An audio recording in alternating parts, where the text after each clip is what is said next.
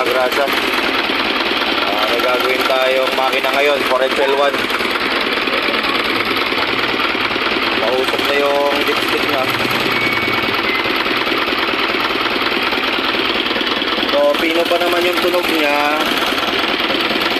So ito lang naging problema. Lubay na siya.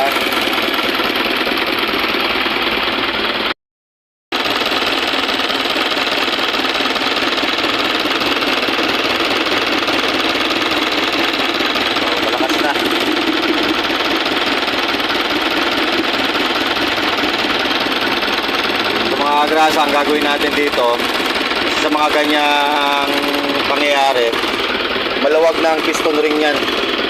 Kaya gagawin natin dyan ay dudukutin natin, papalitan natin ang piston ring, tapos check na rin natin yung slip nya kung may tama na.